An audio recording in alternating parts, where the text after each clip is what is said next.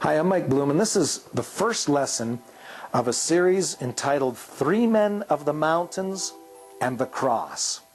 And this is very much associated with another study we made, building houses on the mountain of Transfiguration. But Three Men of the Mountains and the Cross. I wish to read from Malachi 4, last book in the Old Testament, in the first 6 verses. For behold, the day cometh that shall burn as an oven, and all the proud, yea, and all that do wickedly shall be stubble. And the day that cometh shall burn them up, saith the Lord of hosts. That it shall leave them neither root nor branch. But unto you that fear my name shall the Son of Righteousness arise, S-U-N, the Son of Righteousness arise, with healing in his wings. And you shall go forth and grow up as calves of the stall. Notice the contrast. Some are going to be burnt up. There won't be root nor branch left. But you, he said, who fear my name, will have the Son of Righteousness shine on you. And you'll go forth and grow up as calves of the stall. And ye shall tread down the wicked, and for they shall be ashes under the soles of your feet in the day that I shall do this, saith the Lord of hosts. Remember ye the law of Moses my servant, which I commanded unto him in Horeb for all Israel, with the statutes and judgments. Behold, I will send you Elijah the prophet. Notice he mentions Moses and Elijah when the Son of Righteousness shines, which is a perfect correspondence to Matthew 17, when Jesus' face shone like the sun and Moses and Elijah appeared. Behold, I will send you Elijah the prophet before the coming and great of the great and dreadful day of the Lord. And he shall turn the heart of the fathers to the children, and the heart of the children to their fathers, lest I come and smite the earth with a curse. Matthew 17, the Mount of Transfiguration, verse 1. And after 6 days Jesus taketh Peter, James, and John his brother, and bringeth them up into an high mountain apart, and was transfigured before them. And his face did shine as the sun, and his raiment was white as the light. And behold, there appeared unto them Moses and Elias, or Elijah, talking with him. Then answered Peter and said unto Jesus, Lord, it is good for us to be here. If thou wilt, let us make here 3 tabernacles, one for thee, one for Moses, and one for Elias. While he yet spake, behold, a bright cloud overshadowed them, and behold, a voice out of the cloud, which said, This is my beloved Son, in whom I am well pleased. Hear ye him. And when the disciples heard it, they fell on their face and were sore afraid. And Jesus came and touched them and said, Arise, and be not afraid. And when they had lifted up their eyes, they saw no man save Jesus only. And as they came down from the mountain, Jesus charged them, saying, Tell the vision to no man, until the Son of Man be risen again from the dead. And his disciples asked him, saying, Why then say the scribes that Elias must come first? And Jesus answered and said unto them, Elias truly shall come, and restore all things. But I say unto you that Elias is come already, and they knew him not, but have done unto him whatsoever they listed. Likewise also shall the Son of Man suffer of them. Then the disciples understood that he spake unto them of John the Baptist. Malachi 4 and Matthew 17 correspond and parallel to each other perfectly.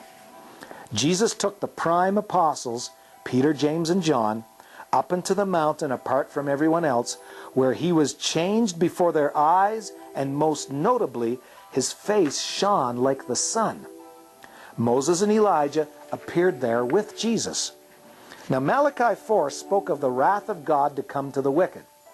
But those who fear God's name would experience the Son of Righteousness arising with healing in his wings, and having them escape that wrath and destruction. Verse 2 says, Ye shall go forth. In Malachi chapter 4. You will be free from it all, in other words. The wicked would be trodden down. And Malachi, like Matthew 17, mentions both Moses and Elijah. In Malachi 4 and 4, Remember ye the law of Moses my servant, which I commanded unto him in Horeb for all Israel with my statutes and judgments. Behold, I will send you Elijah the prophet before the coming of the great and dreadful day of the Lord. Both of these men appeared on the Mount of Transfiguration when Jesus shone like the sun, as Malachi 4 mentioned their names in association with the Son of Righteousness shining. When the prophet spoke of healing from the wings of this Son of Righteousness, we see a message that's, he was talking about beams of light. This is a common Old Testament metaphor for beams of light. In Psalm 139:9, if I take the wings of the morning and dwell in the uttermost parts of the sea.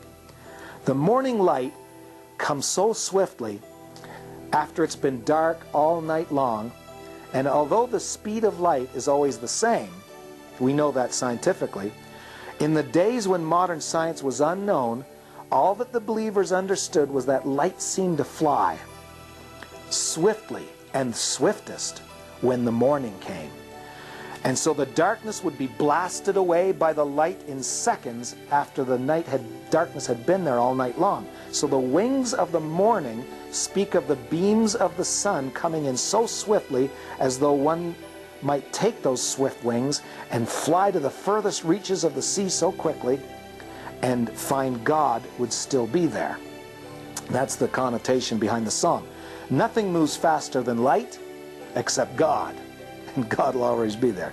So the light shining from Jesus' face speaks of healing. He shall rise with healing in his wings, or in his beams of light. In 2 Corinthians 4:6, for God, who commanded the light to shine out of darkness, hath shined in our hearts to give the light of the knowledge of the glory of God in the face of Jesus Christ. He shines in our hearts to give knowledge of God's glory, and it heals us. It restores us. He said this after speaking of his glory being like light.